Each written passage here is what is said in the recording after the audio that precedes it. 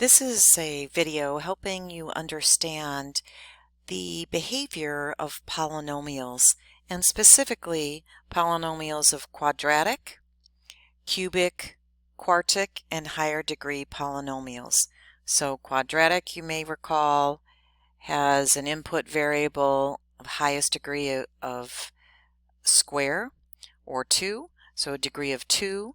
Cubic would have an input variable of highest degree of 3, quartic to the fourth power, and then you could have polynomials of higher degree. So remember from our prior lectures that polynomials make a smooth curve. So for example, this first graph, which looks a bit like an inverted absolute value function, is not a polynomial because it has a corner or a sharp change in direction.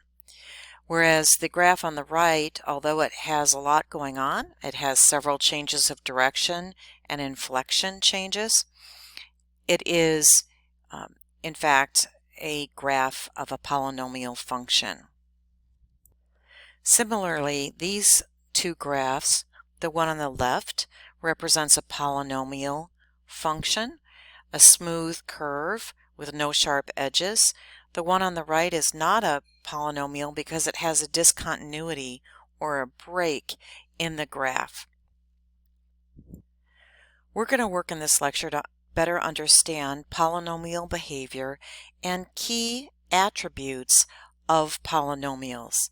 For starters, you always want to ascertain the highest degree, the highest exponent of your polynomial, and the leading sign of the coefficient of the highest degree. This is going to tell you the direction of the graph and also a basic idea of the shape of the graph. The domain for all polynomial functions is always all reals, negative infinity to infinity. There'll be no limitation on what you can put in for the value of x. As an example, if your input variable is x, otherwise you'd have a discontinuity or break in your graph. The range, on the other hand, is going to depend on the degree of the function, whether the function is an even degreed function, so x to the second, x to the fourth, or an odd degree function such as x to the first, x to the third, x to the fifth highest degree, and so on. Let's take, for example, a basic graph of an even degree function. We're all familiar with the y equals x squared graph, which is a basic parabola. And you could calculate the values, and the curve is generated by the nature of that polynomial.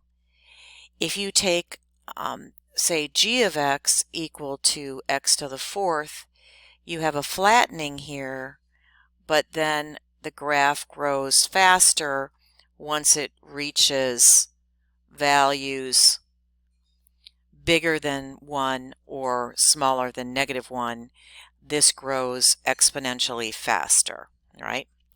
Whereas for an odd degree function, it does go through the origin, your basic function. Let's take a look at f of x to the third. If you were to generate your table of values and then graph, you'll end up with a bit of an S-curve, is what I like to call it, that has an inflection point that goes through the value 0, 0.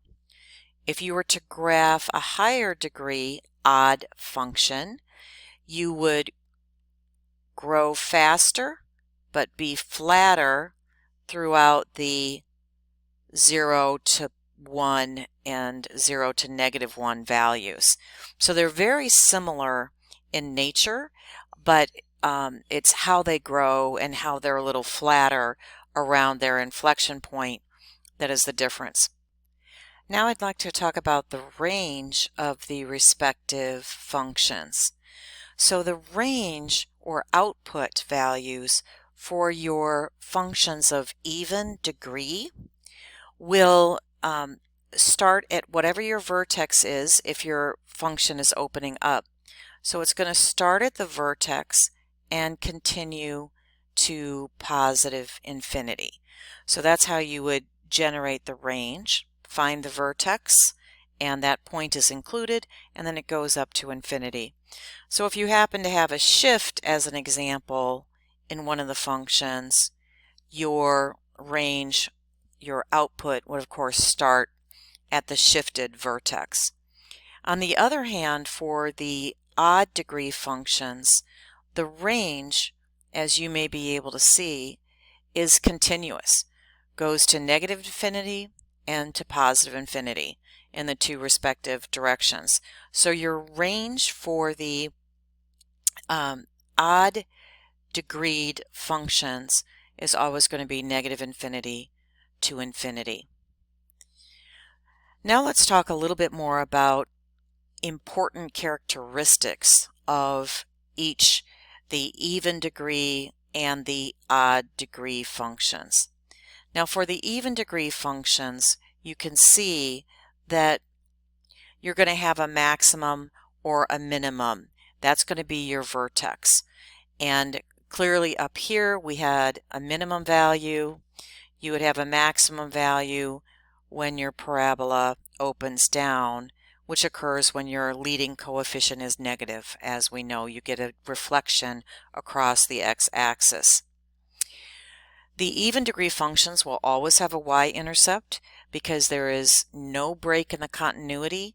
It's possible to put in every real number as an input, so there will always be a y value, a y-intercept associated with the x equals 0 value.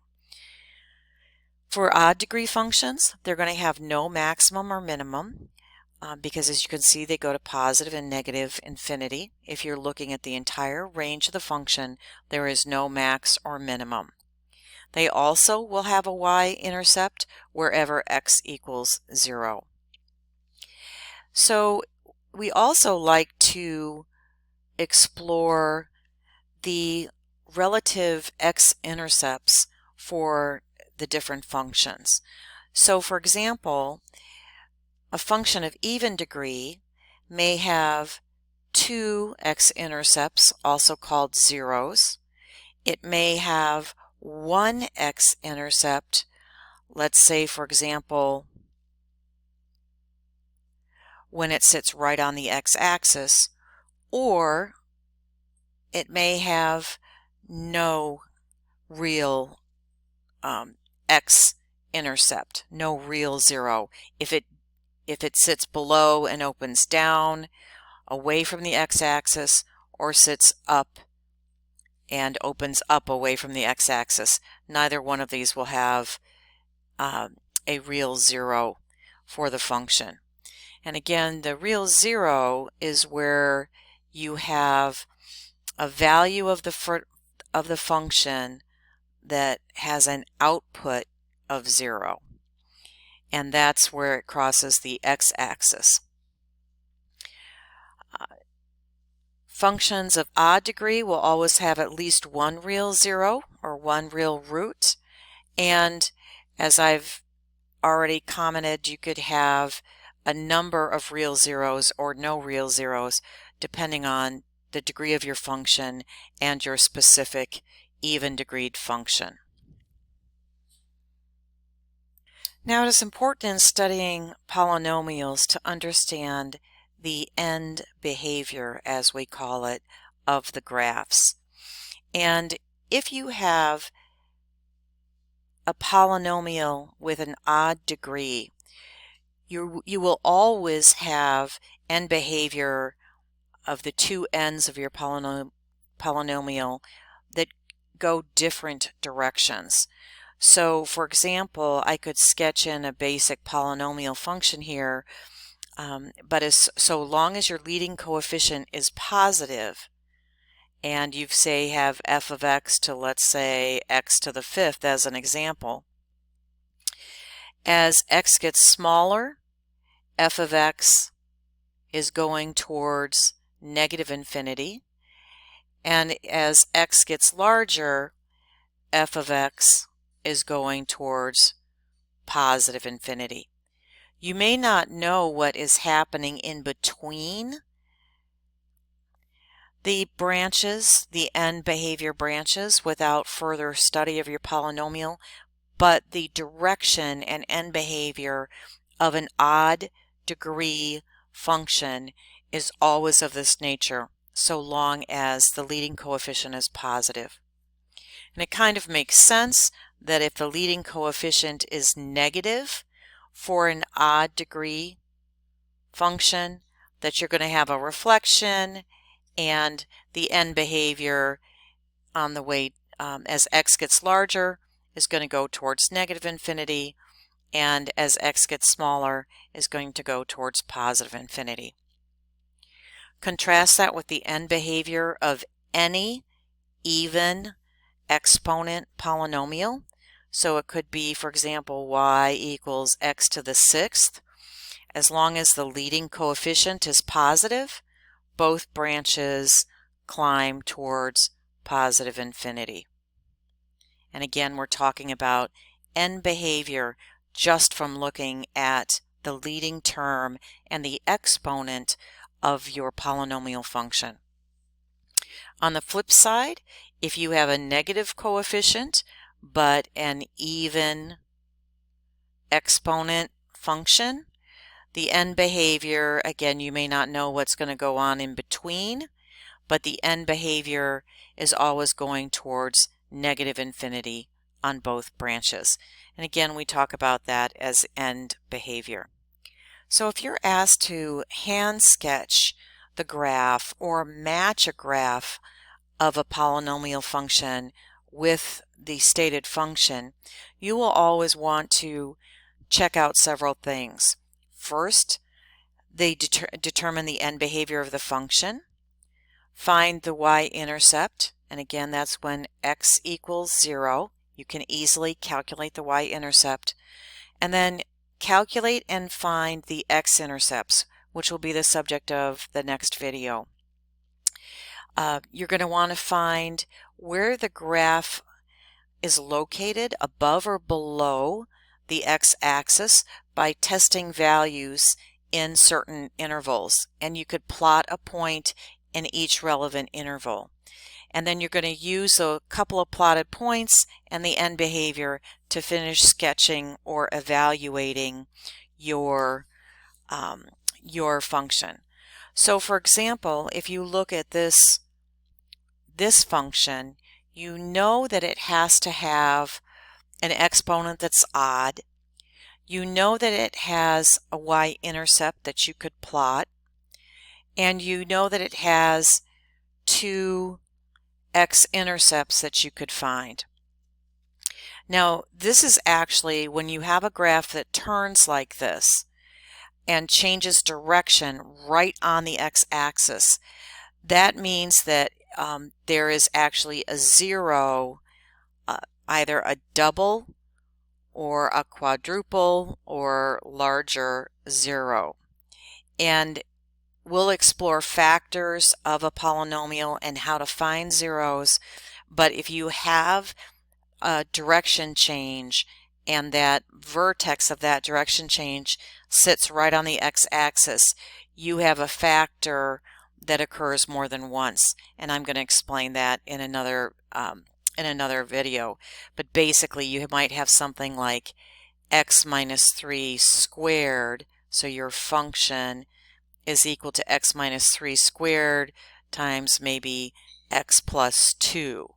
So this is a function of third degree because you have x squared here multiplied by another x, so you get the S-curve, but you have a duplicate 0, and we're going to study the zeros more in another video.